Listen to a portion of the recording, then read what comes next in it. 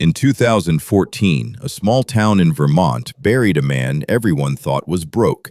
He pumped gas for 25 years. He swept floors at J.C. Penney until he was 76. He wore the same worn coat every winter. Neighbors sometimes left him spare firewood. They assumed he needed it. Then his will was read.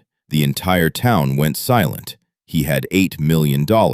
No lottery ticket, no inheritance, no secret business, no family money, just a janitor's paycheck, and a set of habits nobody around him ever noticed. Stick with me. By the end of this video, you're going to know exactly what he did, and more importantly, what he didn't do, because that second part is where almost everyone gets it wrong, including probably you. His name was Ronald Read, and his story isn't really about money. It's about how badly we misread wealthy people, and how that mistake is quietly costing you. There are 4 clues hidden in his life. Once you see all 4, you'll never look at wealth the same way again. Let's start with the first one. Clue number 1, what nobody saw. Here's what people in town remember about Ronald. He was frugal to the point of strange. He clipped coupons well into his 90s. He drove an old truck long after it should have been retired. He mended his own clothes instead of buying new ones. To everyone watching, this looked like poverty. It wasn't. It was the opposite.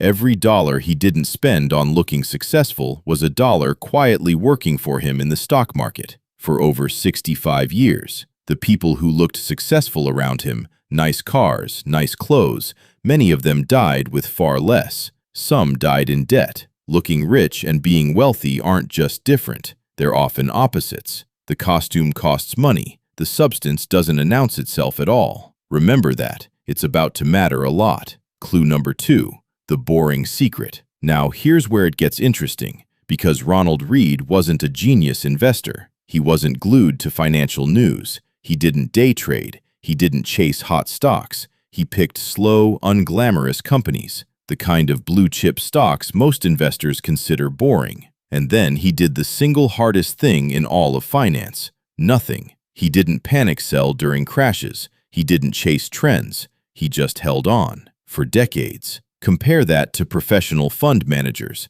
people with finance degrees, Bloomberg terminals, and years of training, who statistically underperform simple, boring strategies, again and again, because they can't resist the urge to do something. Ronald's biggest advantage wasn't intelligence. It was patience nobody could shake. Clue number 3, the luck nobody mentions. Here's the uncomfortable twist most retellings of this story leave out. Ronald had one advantage almost nobody talks about: time. 65 years of compounding. He started young, and the market, despite crashes, recessions, and wars, trended upward across his lifetime. If he'd started 20 years later, or lived through a different set of decades, this story might not exist at all. This is the part that should actually change how you think. Some of his success was behavior. Some of it was luck of timing. Both are true at once. The danger is copying only the behavior and assuming it guarantees the outcome. It doesn't. But here's what should give you hope instead of discouragement.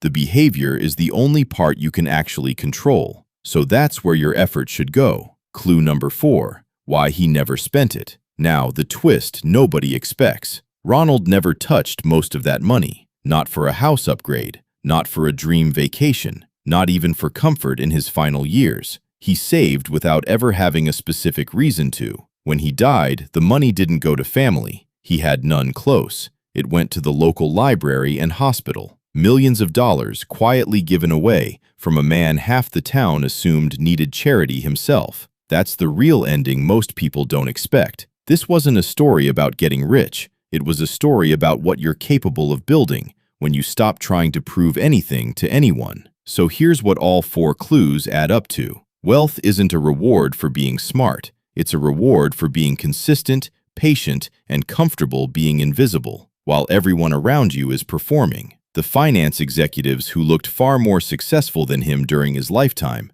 statistically, a huge number of high earners still live paycheck to paycheck, because income and wealth are not the same thing. Ronald had a modest income for his entire life. What he had that most people don't was restraint. So ask yourself honestly, are you building wealth right now, or are you performing it? Because one of those quietly makes you free, and the other one quietly keeps you broke. If this story hit you, watch the video I made on the actual signs of secret wealth right here, because once you see them, you'll start noticing them everywhere. And subscribe.